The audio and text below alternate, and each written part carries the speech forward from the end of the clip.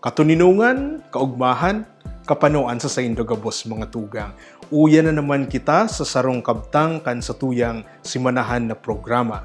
Dakul man an agyat kan buhay, padagos sana. Mas makusog ang sakuyang pag-alok sa indo, madya na, magbikol kita.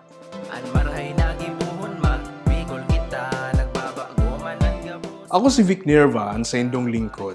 Kan nakaaging episode, pinulanta na tukaron ang gibong pag-uruotro nin mga tataramon sa Bicol, dangan ang katungdan kaini sa pagbilog nin mga kahulugan, siring manin pagkasabot. Araw bagakan pagtukaw-tukaw na nagtataonin ideya nin pagiging temporaryo. Kung ini siring man kan gayon-gayon, ang pag-uruotro nagtataonin doon. Alagad kun ini araw kan bote-bote, pinapasadit ka ini ang sarong bagay.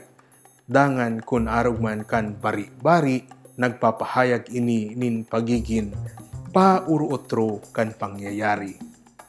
Ngunyan, dugangan tapa. Konektado sa siring na gamit sa katungdan kan pag-uruotro. Sa mga katagang bari-bari, buka-buka, hulog-hulog, saka iba pang pag-uruotro, ini minapahayag nin pauruotro man na pangyayari. Alagad, dai malinaw kung no arin mautro o kung ini pirmi o bihirang mangyari. Alagad gamiton ta ang siring na karakter kan sa tuyang tataramon sa pagpahayag nin panahon. Halimbawa, ang Lunes-Lunes, Huwebes-Huwebes, aga-aga o hapon-hapon, ano ang nangyayari? Nagkakaigwa nin regularidad ang pangyayari. Syerto, sigurado kung no arin ini mangyayari liwat. Halimbawa, aga-aga sana, an urumpukan sa may kanto.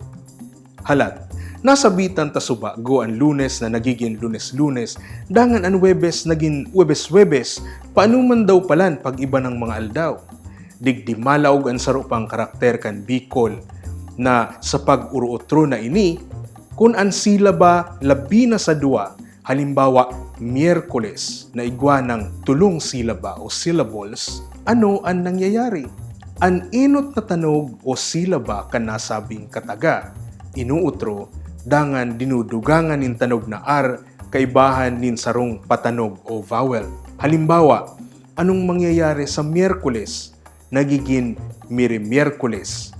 Mi na ang inot na tanog o silaba, dangan ng R sa kaay, Miyerkules. Siring man na nangyayari sa Duro-Domingo, Sabado, Maramartes, Biyernes. Halat, Maramartes, Biyernes. Huna ako para sa mga kataga na igwang tulong silabas na. Duwang silabas na naman bagaan Martes sa Biyernes. Tano araw ka iyan? Ang simbag, siring sa nakaaging episode.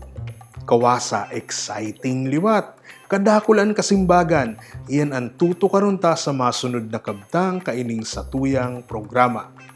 Gibuhon ta iyan na assignment sa anong mga pagkakataon ng God ang pag-uruotro nin Bicol na kataga, nasasanglian nin pag-uruotro kan inot na katanog, dangan ang tanog na R, tanganing hirahon ang kahulugan kaini.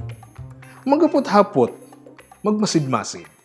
Sa liwat para sa mga saysay, dangan mga artikulo na pagpapayaman kan paggamita kan lingwaheng Bicol, bisitahon ang www.magbicolkita.com, basahon taan kinaaban an manlain-lain ng mga disiplina sa satuyang sadiring dila. Ako si Vic Nerva. Maghirilingan kita liwat sa masunod na episode. Garo, arog man sanakan sa tong tema ngunyan na pag-uruotro. Uruotro huntang diskubrehon an gayon sa kayaman kan sa tuyang namumutan na tataramon. Madya na, magbikol kita.